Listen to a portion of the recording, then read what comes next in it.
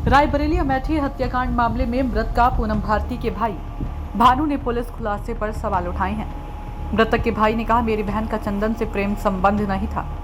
उसने राह चलते फोटो खींचकर उसने फोटो बनाया था। पड़ोसी होने के नाते जान पहचान हुई तो बहन को परेशान करने लगा था। बहन का मोबाइल जबरदस्ती छीनकर नंबर फीड करने लगा था। फोन पूरे परिवार को करने लगा था परेशान। भाई भानु ने दावा किया कि रायबरेली पुलिस ने अगर समय पर कार्रवाई की होती तो बच जाती सबकी जान। तो वहीं भानु ने पुलिस पर लगाए आरोप। कहा, गदागंज इंदिरा नगर चौकी अमेठी के शिवरतनगंज थाने समेत रायबरेली के नगर कोतवाली तक लगाए थे चक्कर। रायबरेली नगर कोतवाली में थानेदार को बताया कि मेरे जीजा भी पुलिस में रही हैं। जब जाके लिखा गया था मुकदमा। भानु का आरोप, जान से मारने की धमकी के बावजूद हल्की धाराओं में मुकदमा दर्ज कर 151 की कार्रवाई कर चंदन वर्मा को छोड़ा गया था।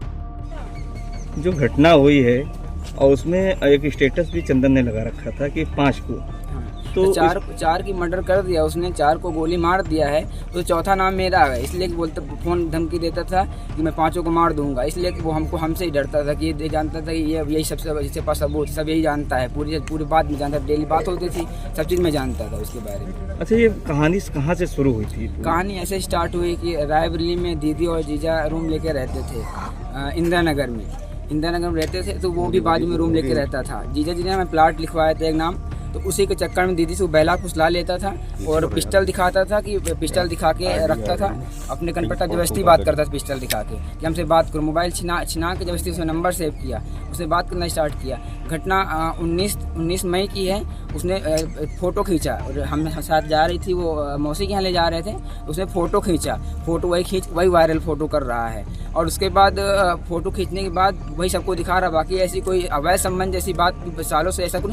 मार्च से मेरे पास पूरी डिटेल है कि मार्च से लेके मई के बीच 2 महीने फ़ोन में जबरदस्ती बात करता था वो, और पूरी डिटेल हमारे पास रखी। इस बात की शिकायत आपने की थी? इस चीज़ की बात की शिकायत उससे मैंने बात की कि देखो ये सब चीज़ मत करो। जब उसने नहीं माना, बोला हाँ मान गए। पहले बोलता मैं तुम्हें पैर छूता हूँ, मान जाऊँ, छोड़ो, फटा खत्म हो गया। लेकिन वहाँ जाके फिर वैसी हरकत करता था। जीजा जी हमारे अकेले रास्ते में यहाँ वो सुदामापुर से शिवरतनगंज वहाँ जाते थे नौकरी के लिए। रास्ते में कहीं दोस्तों को भेजता था। वहाँ से रूम खाली करवाया हमने। 19 मई की घटना है जो पता चला जैसे ही मैंने रूम खाली करवाया वहाँ से। कहाँ शिकायत की थी? मैंने पहले से मखदूमपुर गदागंज चौकी में शिकायत किया, और उसके बाद शिवरतनगंज थाना में शिकायत किया, और उसके बाद फिर ये रायबरेली कोतवाली में किया। रायबरेली कोतवाली वाले सर बोले कि उन्होंने बोला कि ये यहाँ शिवरतनगंज जाइए। वहाँ पे हम वहाँ नहीं गए, हम फिर SP ऑफिस में एप्लीकेशन दिया जाके। FIR दर्ज हुई थी सदर? FIR दर्ज नहीं हुई थी। उसके बाद चंदन वर्मा ने अपने दीदी और जीजा बच्चों की दवा कराने गए थे 18 अगस्त को। मेरे पास फ़ोन किया चंदन वर्मा और उसकी माँ, और उसको मारने के लिए तके। तो मेरी दीदी रो रही थी। जब मैं वहाँ पहुँचा, मेरा मौसी का लड़का था और मैं था, वहाँ पहुँचा, देखा मेरी दीदी बहन रो रही थी, बच्चे बिलख रहे थे बाजू में। उनको देख के मैं आंसू आ गए। उसके बाद हमें बच्चों को उठा के पूछा क्या हुआ, तो दीदी ने बताया कि चंदन ने मारा है तुम्हें जीजा जी को, तो भानु इनको जेल भेजना है, जहाँ जो हो जाए, भले हमारी जान चली जाए। उसी दिन नहीं तो उसके बाद फिर जाकर इंदिरा नगर चौकी, उसी टाइम इंदिरा नगर चौकी में हमने लापरवाही हाँ इंदिरा नगर चौकी में दिया। हमने उनसे सर से बोला भी कि सर कट्टा रखा हुआ पीछे, पिस्टल ले लिया, पिस्टल है इसके पास। तो पिस्टल और बुलेट की चाबी अपनी मम्मी को दे दी, अंदर जा गया। तो बोला हम मिला करके पुलिस ने कोई कार्रवाई नहीं? हाँ, कुछ नहीं कार्रवाई। उसके बाद बैठाए हुआ था।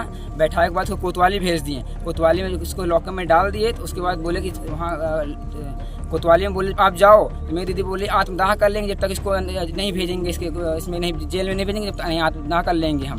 उसके बाद वहाँ पे बैठाए हुए थे 6 बजे से लेके 12 बजे तक का FIR नहीं लिखी गई। उसके बाद जीजा जी मैं अंदर जाके बोले SO साहब से ये ऐसा है कि हमें मत जान चाहिए, जब आप FIR लिखोगे क्या?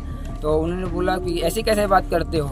तो फिर उसके बाद वहाँ पे हमने कहा पुलिस में कार्यरत हैं, कहीं कितने साल, कहीं कौन से सिविल पुलिस में थे या दूसरी पुलिस आते उसमें। तो हमने कहा नहीं सिविल में थे, कितने 1 साल थे कार्यरत, पहले बताना चाहिए। FIR हुई है, लेकिन उसके बाद 41 में नोटिस दे के छोड़ दिया गया। मुझे जेल गया होता तो आज ऐसी घटना नहीं देखना पड़ता।